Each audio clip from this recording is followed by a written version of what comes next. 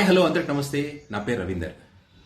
Iran అధ్యక్షుడు Ebrahim Raisi, ఆ దేశ విదేశాంగ మంత్రి హుస్సేన్ అమీర్ అబ్దుల్లాహియన్ హెలికాప్టర్ ప్రమాదంలో చనిపోయిన సంగతి అందరికీ తెలిసిందే. అసలు ఈ ప్రమాదానికి గల కారణాలు ఏంటి అనేది మనం ఒకసారి చూస్తే, ఇరాన్ అజర్బైజాన్ సరిహద్దుల్లో నిర్మించినటువంటి కీజ్ కలాసి, కోదా ఫరిన్ అనే 2 డ్యాములను ఇరాన్ అధ్యక్షుడు ఇబ్రహీం రైసీ ఆదివారం ప్రారంభించారు. ఆ తర్వాత తబ్రీజ్ నగరానికి వెళ్తుండగా హెలికాప్టర్ ప్రమాదానికి గురైంది. తబ్రీజ్ నగరం ఇరాన్లోని తూర్పు అజర్బైజాన్ ప్రావిన్స్ రాజధాని. హెలికాప్టర్ ప్రమాదం జరిగిన ప్రాంతం తబ్రీజ్ నగరానికి 50 కిలోమీటర్ల దూరంలో ఉంది. ప్రమాదం జరిగినటువంటి స్థలం ఏదైతుందో కొండ ప్రాంతంలో దట్టమైనటువంటి అడవి కావడంతో అక్కడ ప్రమాదానికి సంబంధించినటువంటి విషయాలు కానీ ఆ శకలాలు కానీ గుర్తించేందుకు చాలా ఆలస్యమైనట్టుగా తెలుస్తోంది. ప్రమాద స్థలానికి సంబంధించినటువంటి సమాచారాన్ని సేకరించేందుకు తుర్కీయే తన డ్రోన్ ద్వారా సేకరించిందన్నమాట. అక్కడ ఉన్నటువంటి ఎక్కడ ప్రమాదం జరిగింది, ఆ శకలాలు ఎక్కడ ఉన్నాయనేది గుర్తించింది.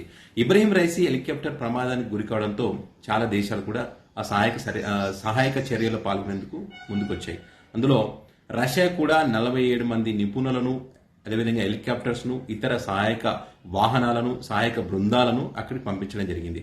అయితే ఇబ్రహీం రైసీ కాన్వాయ్లో 3 హెలికాప్టర్లు ఉండగా వాటిలో 2 సురక్షితంగా ల్యాండ్ అయ్యాయి. బెల్ 212 హెలికాప్టర్ మాత్రం ప్రమాదానికి గురైంది. దీంతో ఈ బెల్ 212 హెలికాప్టర్ ఇప్పుడు దీనిపైన పెద్ద చర్చ జరుగుతోంది. ఎందుకంటే 2009లో బెల్ 430 మోడల్ హెలికాప్టర్ కూలడంతో ఆంధ్రప్రదేశ్ మాజీ ముఖ్యమంత్రి వైఎస్ రాజశేఖర రెడ్డి గారు అప్పుడు చనిపోవడం జరిగింది. ఈ ప్రమాదంపై ఆర్కే త్యాగి నేతృత్వంలో డీజీసీఏ ఏర్పాటు చేసిన సాంకేతిక కమిటీ 139 పేజీల నివేదిక పెంచింది. ఆ రిపోర్ట్ ప్రకారం హెలికాప్టర్ గేర్ బాక్స్ లో లూబ్రికెంట్ ఆయిల్ సరఫరాలో లోపం తలెత్తిందని, దాన్ని సరిదిద్దే క్రమంలో పైలట్లు చెక్ లిస్ట్ కోసం వెతికారని, హెలికాప్టర్ పై నియంత్రణ కోల్పోయారని, హెలికాప్టర్ అత్యంత వేగంగా కిందికి పడిపోయిందని ఆ నివేదికలు చెప్పారు. అలాగే హెలికాప్టర్ నిర్వహణలోనూ, ఆ రోజు హెలికాప్టర్ ప్రమాదానికి సంబంధించినటువంటి ఫ్లైట్ ప్లానింగ్ లోనూ చాలా లోపాలు ఉన్నాయన్నది కూడా ఆ కమిటీ చెప్పినటువంటి పరిస్థితి ఉంది అప్పట్లో వైఎస్ రాజశేఖర గారి మరణానికి సంబంధించి. అయితే ఇబ్రహీం రైసీ హెలికాప్టర్ ప్రమాదానికి కారణం ఏంటన్నది ఇరాన్ మంత్రులు ఏం చెప్తున్నారంటే, విపరీతమైనటువంటి పొగమంచు, వర్షం కారణంగా హెలికాప్టర్ అదుపు తప్పిందని, దాంతో హెలికాప్టర్ కూలిపోయిందని వారు చెప్తున్నటువంటి పరిస్థితి.